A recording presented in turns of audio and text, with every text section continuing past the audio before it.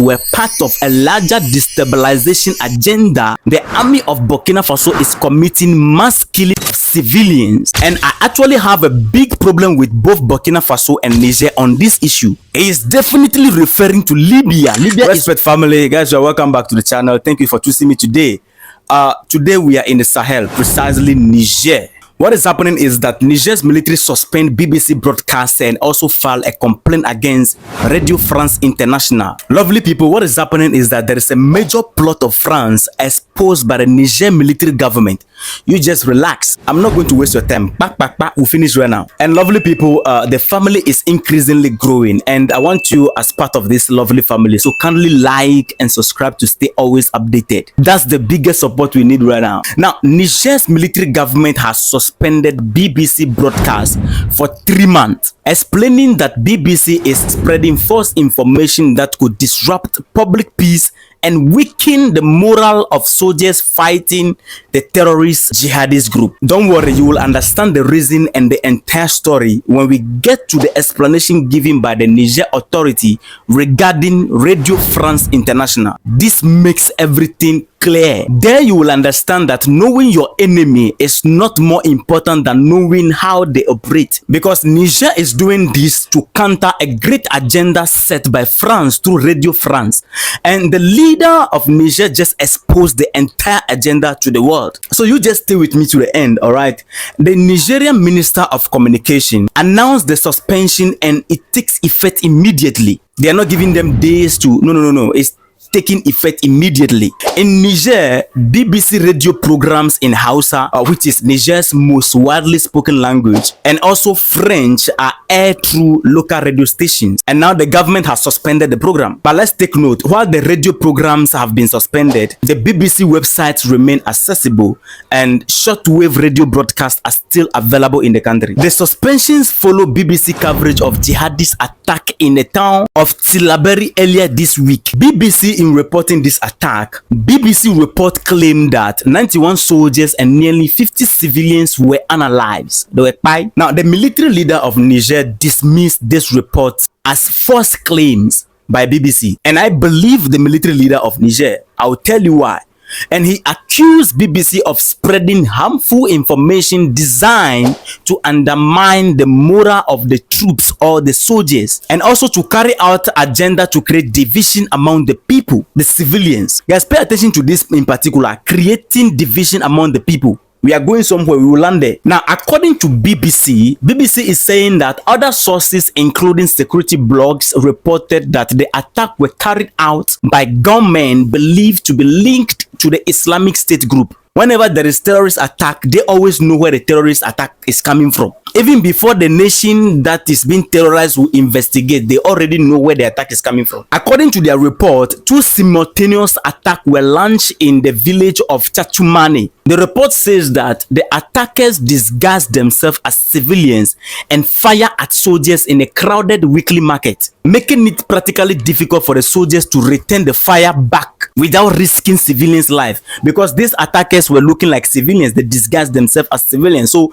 the soldiers could not differentiate between them and the civilians. So if they want to retaliate, they might end up taking down civilians if they should return the fire back. So the soldiers refrain from firing. Now, this report, according to the leader of Niger, is false. In response, a BBC spokesperson defended the organization's reporting, stating, in quote, "We stand by our journalism and will continue to cover the region without bias." Guys, this is not the first suspension of foreign media in Niger.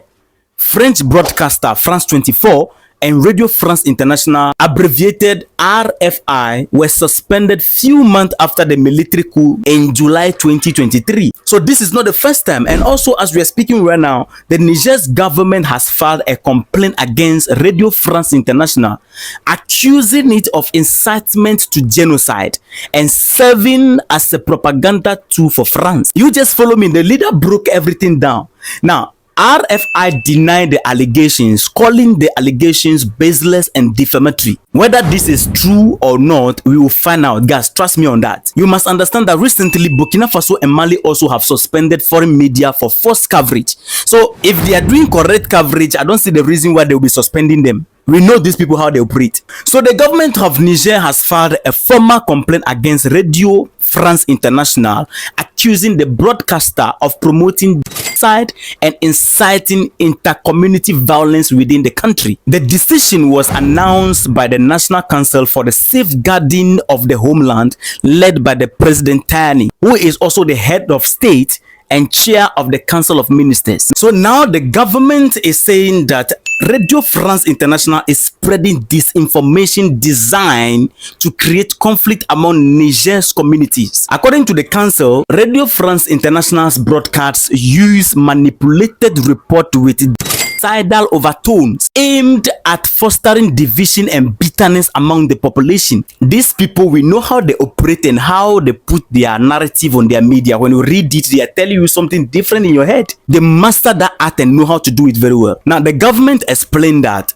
Radio France International actions were part of a larger destabilization agenda involving external agents using social media platforms like Facebook to spread images of destroyed villages. And these images are parallel of the colonial era. So they use old images to incite the public. And also, the government of Niger described Radio France International as a tool of French foreign policy, explaining that it is being used to incite violence and promote atrocities similar to those witnessed in other countries that still bear the scars of such conflict. He's talking about Libya. He is definitely referring to Libya. Libya is one of those countries. Because guys, this was the same thing done to Gaddafi. Because last time also in Burkina Faso, do you know what they did? When the terrorists attacked the villages, they quickly published it that the army of Burkina Faso is committing mass killing of civilians, and Burkina Faso have to suspend them for 3 months. And I actually have a big problem with both Burkina Faso and Niger on this issue. The problem I'm having with them is that why suspend them for 3 months instead of suspending them forever? I don't understand. Their goal is to paint the picture to look like after the withdrawal of French army in the region has fallen in the hands of terrorism, and the leaders and the soldiers are not able to fight it. And when that image is painted in the mind of the people, what happened is that the public will begin to complain against their leader and the army. And that is how they got Gaddafi. When they used their terrorists to take down the civilians and blame it on Gaddafi, listen to what Gaddafi said. He said, these are not my men. These are Al-Qaeda group, the people we are fighting. These are not my men that are killing the people. Gaddafi was explaining himself to the whole world, but no one believed Gaddafi. The population rose against him and allowed the enemy to come in and take him down. And now they are doing the same thing to Niger. So in response, Niger's government announced that it will pursue legal action against Radio France International, accusing it of incitement to genocide and inter-community violence on Nigerian territory. So guys, that is the latest update in Niger right now. Let me know your thoughts in the comment section. And don't forget to like the video and be part of the family by subscribing. Respect.